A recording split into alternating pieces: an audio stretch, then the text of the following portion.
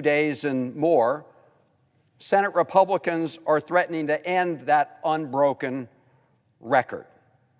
Senate Republican leader McConnell has not only said that he and Senate Republicans will vote against increasing the debt ceiling to allow us to pay bills that are already due and owing, but they will block a vote on that measure altogether. And that would destroy our economy. It would throw our country into a recession. It would cause the loss of millions of jobs all over the nation, and trillions of dollars of wealth would collapse. And what makes this threat by Senate Republicans so especially outrageous is they know exactly what devastation will be caused by their actions. In fact, in 2019, Senator McConnell himself stressed the importance of raising the debt limit so we could avoid an unnecessary economic meltdown. Here's what he said then. We need to address the debt limit. It secures our nation's full faith and credit and ensures that Congress will not throw this kind of unnecessary wrench into the gears of our job growth and thriving economy. He knew, plain and simple, that refusing to increase our debt limit would throw a wrench into the gears of our job growth. In fact, after voting to raise the debt limit that year, he said, and I quote, "We raised the debt ceiling because America cannot default. That would be a disaster." That would be a disaster. That is what the Senate Republicans said about what happens if you don't raise the debt ceiling, the exact thing he and Senate Republicans are threatening to do right now. And the Republican leader, Senator McConnell, was not alone in expressing those sentiments. When President Trump was in charge, Senate Republicans voted to raise the debt limit 3 times. And Democrats joined them in doing that when President Trump was in office, because we too understand the consequences of failing to pay our bills on time. And let's not kid ourselves. There were lots of things that President Trump and Senate Republicans did over those 4 years that we disagreed with. Policies that we thought were irresponsible, not good for the country, including the 2017 Trump tax plan that provided huge tax breaks to the biggest corporations in the country, tax breaks to the wealthiest Americans, over $2 trillion added to our national debt. They didn't pay for a dime. Not a penny of that was paid for. It was all on the credit card.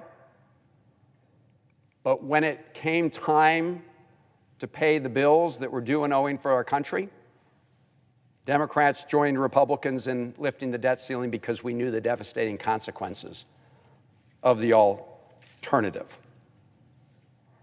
And let's also be very clear that the monies that we currently owe, that are currently due and owing, are largely made up of the debt incurred when President Trump was in office. The national debt increased by a total of $7.8 trillion during that 4-year period. In fact, over 1/4 of our entire national debt comes from those 4 years of the Trump administration.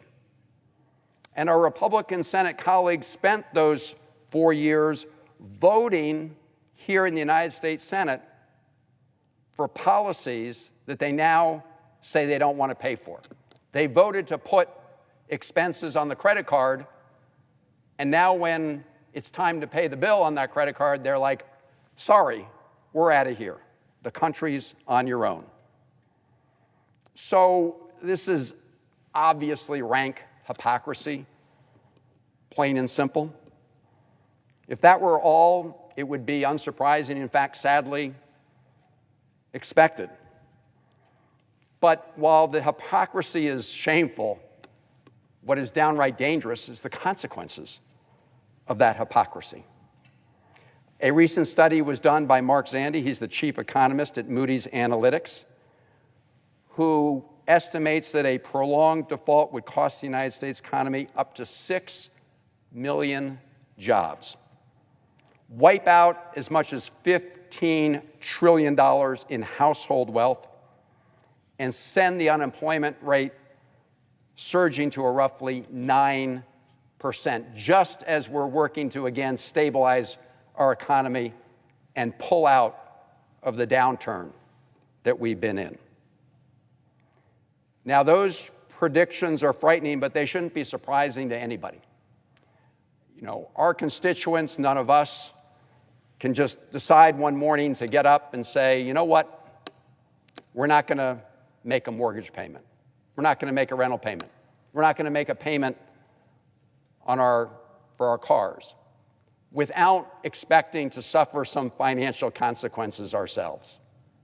So imagine one morning that the senators here, and in this case Republican senators, get up and say, the United States of America is not going to pay its bills today. That sends shockwaves throughout the entire country and system, and that is why you get the cataclysmic results that Mark Zandi at Moody's Analytics is predicting. And that's why we're hearing from every responsible adult that we can't allow this to happen. 6 former secretaries of the Treasury serving under presidents of both parties have urged the congressional leadership to make sure we raise the debt ceiling and pay our dues, our bills that are currently due and owing. They made clear, quote, postponing action to raise the debt limit until too close to the deadline undermines confidence in our political system at home and abroad. In other words, what they're saying is, you go over the waterfall, you are in deep trouble. But even if you get close to it, you can begin to hear the rumbling waters of that waterfall, so can the rest of the world and the financial system. And that in itself ends up causing economic damage. As Secretary Yellen said, it would be, quote, unthinkable for the United States to do what Senate Republicans are proposing to do. And the chief policy officer at the United States Chamber of Commerce said, quote, the United States of America defaulting on its obligations is not an option. They're all right. We should be listening to them and to the American people, because if Republicans continue on the path they are, it's going to cause job loss, and that loss in household wealth as well will be hitting families throughout this country. So if the necessity of raising the debt ceiling is so clear, why are we here? Well, I've been listening to our Republican colleagues over the last couple days, and they say, well, they don't want to raise the debt ceiling because they don't like the Democratic plans to beat COVID-19, and they don't like the Build Back Better agenda. There are 2 fundamental misunderstandings with this argument. The first, as I mentioned, these are bills that are already due and owing. And Republicans voted for a lot of these policies. In fact, I've seen them back home in their states telling their constituents how they helped deliver relief for small businesses, how they helped expand broadband. Well, that's part of the bill that's coming due right now, that we have to lift the debt ceiling to pay for. But they also fundamentally misunderstand what President Biden is talking about in his Build Back Better agenda. I know these days it's an alien idea to many of our Republican colleagues, but President Biden and Democrats are planning to pay for the Build Back Better agenda. And we're putting out proposals to do that, to reform our tax code.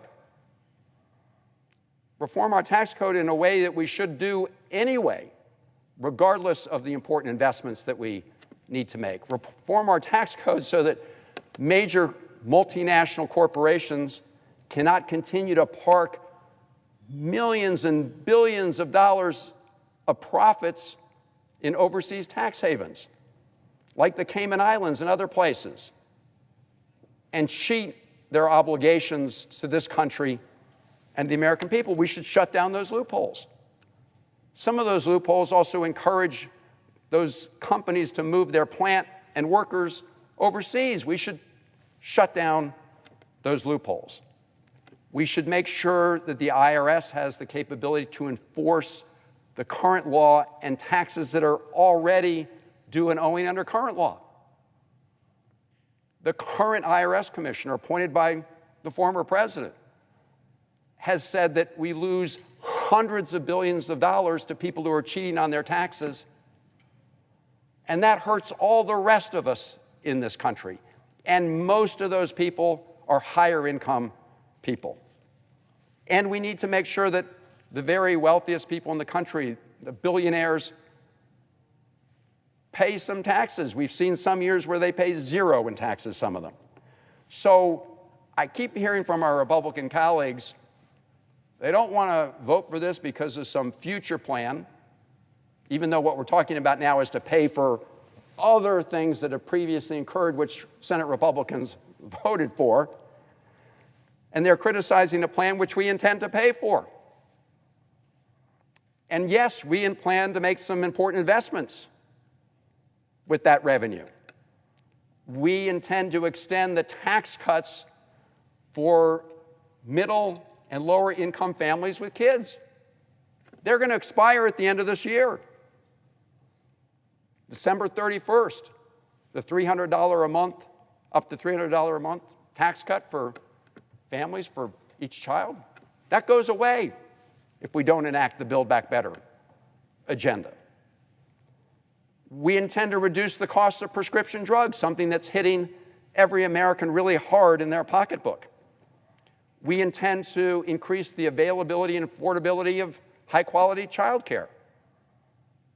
A lot of parents aren't reentering the workforce because, like every parent, they want to make sure their child is in a safe and secure place during the day. And it doesn't make economic sense if they have to pay as much for that child care as they make on the job. So we need to address that issue. And we want to expand Medicare to cover vision, dental, and hearing services. That's a big gap in the program. So I hear Republicans down here railing against the Build Back Better agenda, even though every survey shows the American people of all parties support that agenda. And then I hear them say they're not going to vote to lift this debt ceiling because of that proposal, even though we're planning to pay for that proposal. I just heard one of our colleagues talking about inflation. The reality is, if you pay as you go, then that's not a problem. The problem is when people put everything on the credit card and then decide not to pay for it. That's what the Republicans did during the 2017 Trump tax plan. So I would just say to my colleagues, you yourselves are on record here in the United States Senate talking about what kind of economic devastation would be caused if the United States defaults on its debts, if we don't lift the debt ceiling. You know what that action would mean for American families because you've said it here on the Senate floor and around the country. And so don't threaten the American people and our entire economy with something that you know to be so irresponsible. And I'll end with this. You should do the right thing and join with Democrats in lifting the debt ceiling to pay for bills that are already due and owing and that you voted for. But for goodness sakes, if you don't want to do the right thing, at least get out of the way. At least don't use the filibuster to prevent Democrats from doing the right thing for the country. That is a cynical ploy. I don't know what the political calculus is. I have heard the Republican leader say that he didn't want the Biden agenda to succeed. But for God's sakes, let's put country first, and let's make sure that we do the right thing for the American people. Let's lift the debt ceiling. Let's pay our bills on time, as we have done every year throughout our history. I urge my colleagues to either do the right thing on the vote or get out of the way and help the country. I yield the floor.